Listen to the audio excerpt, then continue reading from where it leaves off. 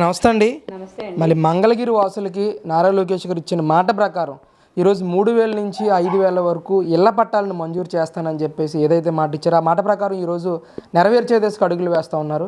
మరి మంగళగిరి నియోజకవర్గం సంబంధించిన మహిళగా మీకు ఏ విధంగా అనిపిస్తుంది? ఏమండి, మంగళగిరికి చెందిన మహిళగా నాకు ఎంతో గర్వకారణంగా ఉంది.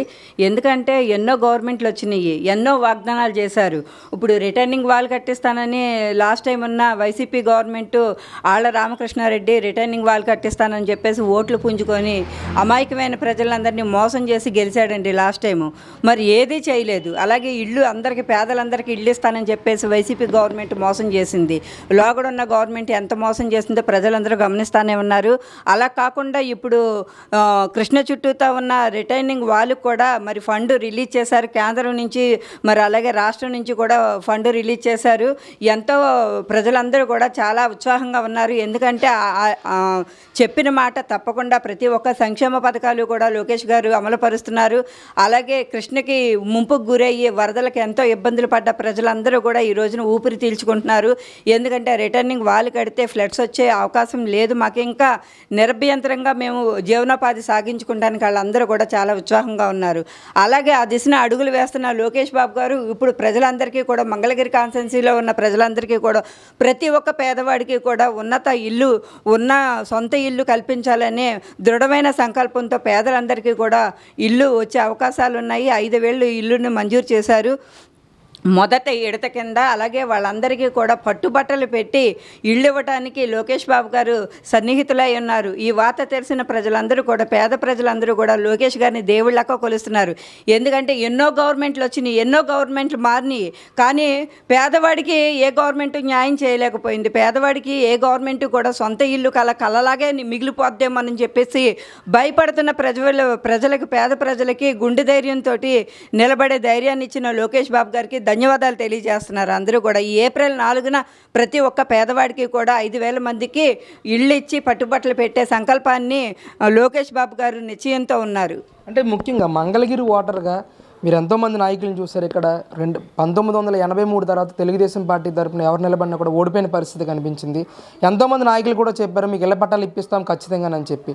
ఇన్నాళ్ళకి ఈ కోరిక నెరవేరుతూ ఉంది. ముఖ్యంగా నారా లోకేష్ గారు కూడా ఎలక్షన్ ముందు ఈ హామీ ఒకటి ఇచ్చారు మీకు.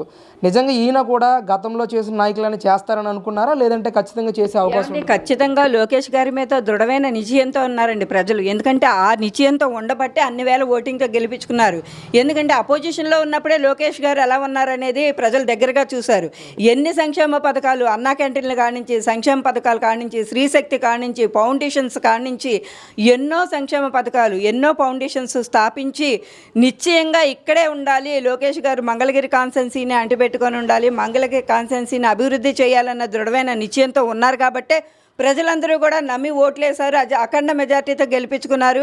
ఆ రీతిగానే లోకేష్ బాబు గారు ప్రయాణం చేస్తున్నారు. ఎందుకంటే ఇచ్చిన మాట తప్పకుండా, అలాగే ఈ పేద ప్రజలందరికీ ఇళ్ళు ఇవ్వాలన్న కాన్సెప్ట్ తోటి ముందుకొచ్చారు. ఎందుకంటే ఇది మహత్తరమైన కార్యం కింద ప్రజలందరూ భావిస్తున్నారు. అంటే ముఖ్యంగా మంగళగిరిని కూడా ఒక మోడల్ సిటీగా నేను తయారు చేస్తాను, హైదరాబాద్లో హైటెక్ సిటీ ఎలా ఉందో అలాగే నేను చేస్తాను, రాష్ట్రంలో ది బెస్ట్ నియోజకవర్గంగా తయారు చేస్తానని చెప్పి మాట ఇచ్చారు. ఆ దిశగా అడుగులు వేస్తున్నారు నారా లోకేష్? తప్పకుండా అండి. ఇప్పుడు చూస్తుంటే అమరావతి దాకా కూడా రోడ్ల ఎక్స్టెన్షన్స్ ఏంటి, అలాగే పుష్కర్ ఫండ్ కూడా రిలీజ్ అయ్యి ఉంది. ప్రతి ఒక్కటి కూడా లోకేష్ బాబు గారు మంగళగిరి కాన్స్టిట్యున్సీకి ఏ ఒక్క నిధులను కూడా పక్కదారి పట్టించకుండా ప్రతి ఒక్కటి కూడా మున్సిపాలిటీ నిధులేంటి, సంక్షేమ నిధులేంటి అన్నీ కూడా ప్రజలకు వర్తించేలాగా చేస్తున్నారు. మంగళగిరి కాన్స్టిట్యున్సీని ఒక మోడల్ సిటీగా తీర్చిదిద్ది మంగళగిరిలో జన్మించిన ప్రతి ఒక్క పౌరుడు కూడా, ప్రతి ఒక్క ఓటరు కూడా ఎంతో ఇదిగా ఉండేటట్టుగా తీర్చిదిద్దాలనేదే లోకేష్ బాబు గారి సంకల్పం అండి. అంటే ప్రస్తుతం మంగళగిరిలో స్వచ్ఛ మంగళగిరి కార్యక్రమం కూడా మొదలుపెట్టారు. ప్రతిరోజు మీరు కూడా పాల్గొంటూ ఉన్నారు. ఏంటి అసలు ఎలా ఉందండి ఈ కార్యక్రమం, ఏ విధంగా ముందుకు తీసుకెళ్ళి? స్వచ్ఛాంధ్ర అని చెప్పేసేసండి మంగళగిరిలో 23 వార్డులు, తాడేపల్లిలో కూడా మేము అందరం తిరుగుతున్నాం ప్రతిరోజు కూడా. ఇది స్వచ్ఛాంధ్ర అనేది చాలా మంచి కార్యక్రమం అండి. అసలు ఎక్కడైతే చెత్త ఉందో అదంతా కూడా మున్సిపాలిటీ సిబ్బందితో పాటు కూడా తెలుగుదేశం కార్యకర్తలు, నాయకులు అందరూ పాల్గొని వాళ్ళు కూడా మున్సిపాలిటీ సిబ్బందితో సహా మొత్తం కార్యక్రమాలన్నీ చేస్తూ వాళ్ళు కూడా కష్టపడుతూ చెత్త ఎత్తి ఊడ్చి కూడా వాళ్ళందరూ కూడా తెలుగుదేశం పార్టీ ఆధిక్యతలో ఓట్లేసి గెలిపించుకున్న ప్రజలందరికీ కూడా న్యాయం చేయాలని చూస్తున్నారు. అలాగే ఇది మంచి కాన్సెప్ట్ అండి. సింగిల్ యూజింగ్ కవర్లను కూడా బ్యాన్ చేశారు. క్లాత్ కవర్లు, క్లాత్ బ్యాగులు వాడాలని చెప్పేసి ప్రతి ఒక్కరికి కూడా మేము డోర్ టు డోర్ క్యాంపింగ్ చేసి చెప్పడం జరుగుతుంది. అలాగే ప్రజల్లో కూడా ఇదొచ్చింది, మార్పు వచ్చింది. ఎందుకంటే రానున్న తరాల్లో ఈ ప్లాస్టిక్ యూజింగ్ కవర్లన్నీ కూడా భూమి ఎర్త్లోకి వెళ్ళిపోయి భూమి నిస్సారవంతమై అయిపోతుంది. రానున్న తరాల ప్రజలకు మేమెంతో హానికరంగా ఉంటుంది. ఈ కాన్సెప్ట్ అనేది చాలా మేలుగా ఉంది. ఎందుకంటే సింగిల్ యూజింగ్ కవర్స్ ఏంటి, అలాగే ప్లాస్టిక్ ఏంటి కవర్స్ ఏంటి, అలాగే భోజనం చేసే ఇస్త్రాకులు కూడా కెమికల్ విస్త్రాకులు వస్తున్నాయండి. అవి కూడా భూమిలోకి వెళ్ళి ఎంతో ఇబ్బందికరమైన పరిస్థితులు ముందు తరాలు ఎదుర్కోవాల్సిన సిచ్యువేషన్స్ వస్తాయి. అవన్నీ కూడా లోకేష్ గారు ముందు జాగ్రత్తతోటి ఇవన్నీ బ్యాన్ చేసి క్లాత్ కవర్లు వాడమని చెప్పేసి ప్రతి ఒక్కరికి డోర్ టు డోర్ క్యాంపింగ్ చేసి చెప్తున్నాము. మాతో పాటు కూడా మున్సిపల్ కమిషనర్ గారు భాషా గారు మాతో పాటు కూడా డోర్ టు డోర్ క్యాంపింగ్ చేసి మాతో పాటు కూడా ఆయన కూడా వర్క్ చేస్తున్నారు. ప్రతిరోజు కూడా మీడియా వాళ్ళు కూడా దీన్ని పబ్లిక్ చేస్తున్నారు. ఇదంతా ఆహ్లాదకరమైన కాన్సెప్ట్. ఎందుకంటే పచ్చదనం, పరిశుభ్రత అని మొక్కలను వేస్తున్నాము. మంచి వాతావరణం మంగళగిరి ప్రజలకు ఇవ్వాలనేదే సదుద్దేశం అండి. అంటే ముఖ్యంగా సీఎం గారి తనయుడు రేపు అధికారంలోకి వచ్చిన తర్వాత ఖచ్చితంగా మంత్రి పదవి వస్తుంది. మంగళగిరి నియోజకవర్గంలో ఈ వ్యక్తి ఉండడు, హైదరాబాద్ వెళ్ళిపోతాడు, లేదంటే మంత్రి పదవిలో కానీ లేకపోతే సీఎంగా తనయుడిగా కానీ బిజీగా ఉంటాడు అని చెప్పేసి గతంలో చాలా విమర్శలు వచ్చినాయి నారా లోకేష్ గారి మీద.